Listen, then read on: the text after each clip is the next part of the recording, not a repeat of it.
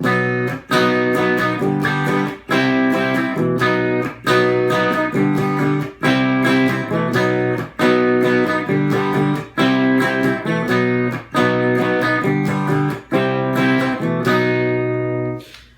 it's Matt Brown, and we're going to do some more from Nevermind. This is Lounge Act, so one of the simpler and easier songs to play on this album. Okay, so let's get after it. That's the verse part that I was playing.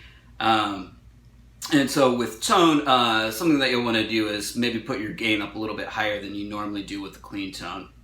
Mine's maybe around like 2 or 3 o'clock, and that'll give you a little bit of grit to it, which you're hearing on the recording and some of the live versions.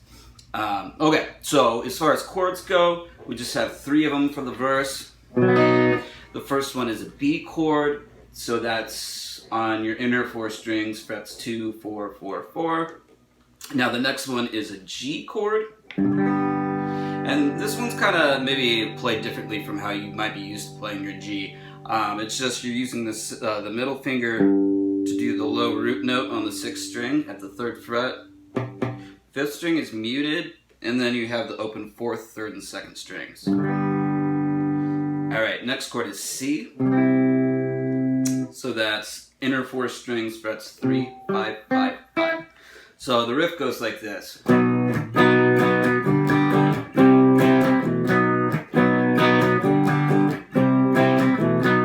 Alright, so I'll do that about maybe half tempo.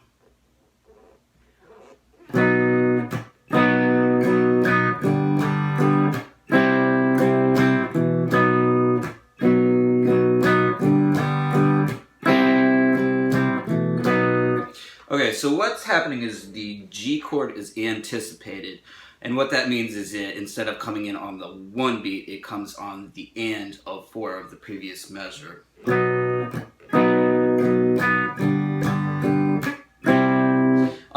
And so you have these muted strums here too that are kind of like emulating what the snare drum is doing as well.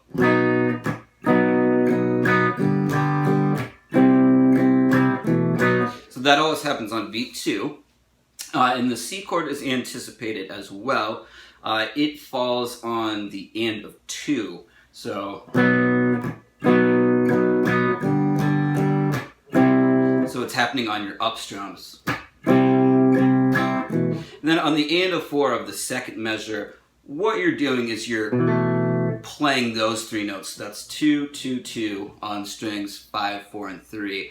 And he's playing that on the and of 4, like I said, before the riff starts again. And when the riff starts again, he's putting the fingers down for the full B chord. So again, slowly.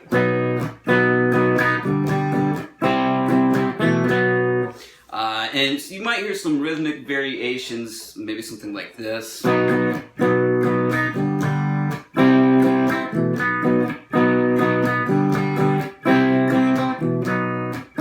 So he's going to maybe add a quarter note in, or maybe play consistent 8th notes all the way through to kind of switch it up and to keep things interesting.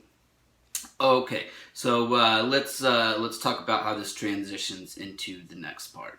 So the last time that we play the riff before it goes into the chorus, or what I'm going to call the chorus, the part where it goes, I got this friend you see, she makes me feel, that part. So what we have is first measure is the same. Then the 2nd measure, what we're going to do is, so it's a little variation. We have a G chord, 1, 2, and then we have a C going to an A chord. And that sets us up for the chorus part. So the A chord, that is being played on your inner 4 strings with open 2, 2, 2, and I just do it with a bar.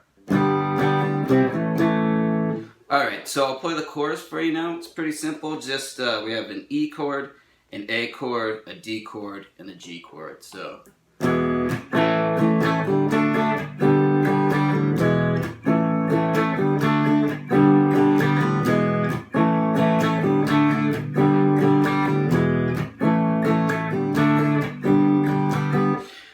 Alright, so that is the chorus. With the E chord, I should say, he's not usually hitting the high E string. So just playing the lower 5 strings of that one. And so you have a 1, 2, and 4 in type thing with a muted strum. The A chord again for the chorus is just the inner 4 strings. Now the D chord, same thing. So it's really just like a D5/A there. And so you're going to do the same rhythm between the D and the G chord. And the G chord is played the same way as the verse. So slowly you get.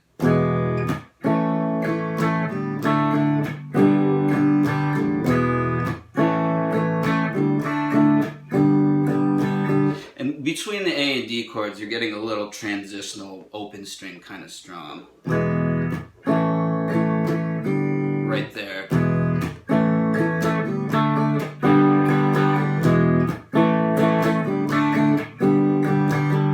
Alright, so that's the chorus. Now the other part to the song is where the full gain tone comes on.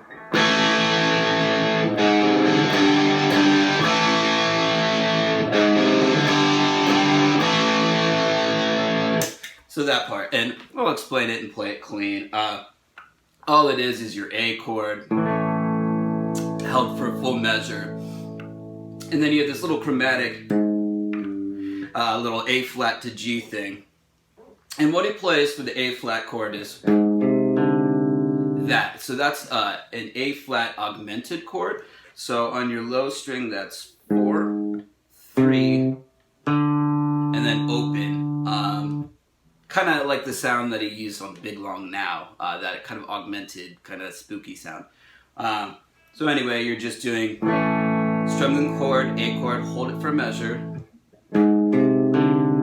arpeggiating that A flat augmented, and then you're playing your G chord like you've been playing it, but since you're playing with a lot of gain now, you want to cut the B string off, so you're just basically playing a G5 power chord.